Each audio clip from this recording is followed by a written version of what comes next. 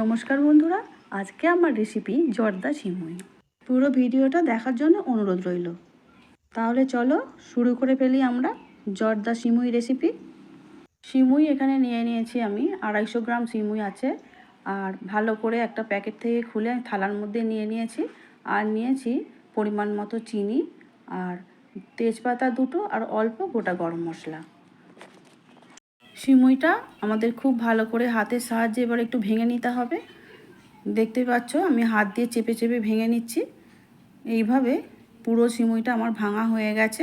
এদিকে আমি একটা ফ্রাই প্যান নিয়েছি, তাতে দুটো তেজপাতা, অল্প গোটা গরম মশলা নিয়ে দু চামচ সাদা তেল আর 2 চামচ ঘি দিয়ে একটু ভেজে নিচ্ছি। সুন্দর গন্ধ বেরোলেই সিমুইগুলোকে তুলে দিতে হবে। এবারে আমি সিমুইগুলোকে তুলে দিচ্ছি ফ্রাই প্যানের মধ্যে। ঘিয়ের মধ্যে সিমুইগুলো খুব ভালো করে মিশিয়ে নিতে হবে। আমি এখানে দুটো খুন্তি দিয়ে খুব ভালো করে 2 হাত দিয়ে সিমুইগুলোকে নাড়াচাড়া করে নিচে সিমুই ওপরে আর ওপরে সিমুই নিচে এইভাবে নাড়িয়ে নাড়িয়ে সিমুইগুলো খুব ভালো করে ভেজে নিয়েছি। এবারে দিয়ে দিচ্ছি পরিমাণ মতো চিনি দিয়ে আবারও সিমুইকে খুব ভালো করে মিশিয়ে নিচ্ছি। চিনি দিয়ে সিমুই খুব ভালো করে আমরা মিশিয়ে নিয়েছি। এবারে দিয়ে দিতে হবে 1 কাপ জল। দিয়ে দিচ্ছি কুচিয়ে রাখা কাজু আর কিশমিশ।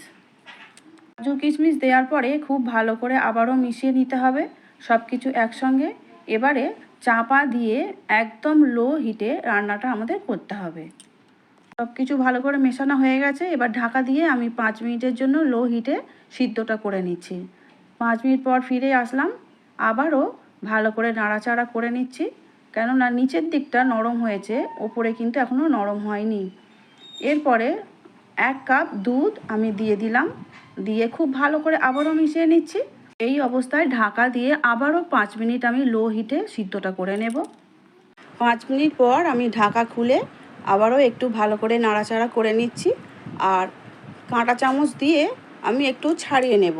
একটু যে দলা দলা পাকিয়ে গেছে এটা সব খুলে নিচ্ছি কাঁটা চামচের সাহায্যে। সমস্ত কিছু আস্তে আস্তে এইভাবে খুলে নিলে একদম ঝরঝরে হয়ে যাবে।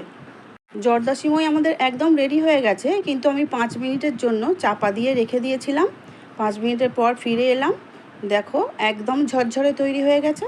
আমি একটা সার্ভিং প্লেটের মধ্যে তুলে নিচ্ছি। যেমন সুন্দর দেখতেও হয়েছে, কিন্তু খেতেও তেমনই সুন্দর হয়েছে। দেখতেই পাচ্ছ কতটা সুন্দর ঝরঝরে হয়েছে। আমি এবার একটু সাজিয়ে নিচ্ছি কাজু কিশমিশ নারকেলের টুকরো দিয়ে।